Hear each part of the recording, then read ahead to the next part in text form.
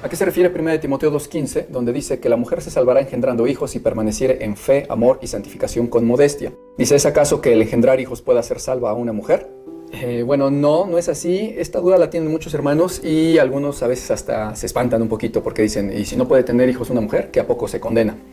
No está diciendo eso, vamos a explicarlo. Aquí el error está en dos situaciones. La primera es la traducción, la acepción que le dieron a esa palabra engendrando, porque en el griego tiene varios sinónimos esa palabra, ahorita lo vamos a ver, y eligieron pues no la mejor para dar el significado adecuado, según el contexto.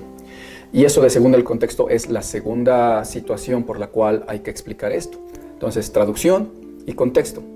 Primeramente, no es la traducción correcta esa. En el griego, ahí donde sus Biblias dice engendrando hijos, la palabra es tecnogonía. Y tecnogonía, dice, significa alumbramiento, paternidad o maternidad, dice, y por implicación, desempeño de los deberes maternos. Esta palabra tecnogonía proviene de tecnon, hijo, y ginomai, que es hacer, producir, crear, gobernar, criar, etc. Entonces, si todas estas acepciones, estos sinónimos significa tecnogonía en el griego, cuando tradujeron, debieron haber traducido en contexto, porque también significa, por ejemplo, producir, y pues no era correcto que hubieran puesto los traductores, se salvará produciendo hijos, ¿verdad?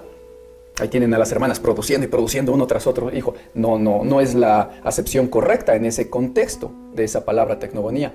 Gobernar, bueno, también puede aplicar, pero no es exacto todavía.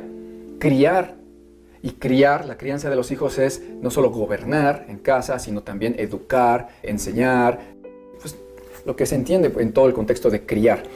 Entonces, entre producir, hacer, gobernar, criar, alumbrar, alumbramiento, la acepción más correcta era criar hijos. Entonces es un error de traducción. No eligieron la acepción correcta para ese contexto. Si entendimos ya la cuestión de la traducción, veamos el contexto. Si leemos arriba desde donde empieza el pasaje, en el verso 11 dice, la mujer aprenda en silencio, con toda sujeción, porque no permito a la mujer enseñar ni ejercer dominio sobre el hombre, sino estar en silencio. Porque Adán fue formado primero, después Eva, dice ahí, y luego el verso 14 dice, y Adán no fue engañado, sino que la mujer, siendo engañada, incurrió en transgresión. Pero se salvará engendrando hijos y permanece en fe, amor y santificación con modestia.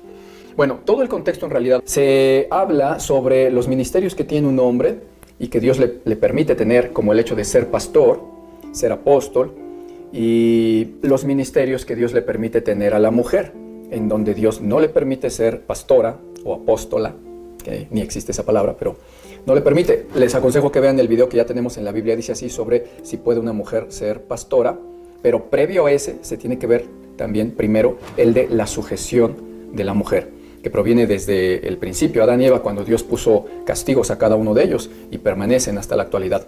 Entonces, en función de esos castigos, Dios después determinó ministerios diferentes para la mujer y para el hombre. Y este es el contexto, que le está diciendo a la mujer que debe de permanecer en silencio, estar en su casa, no ejercer dominio sobre el varón.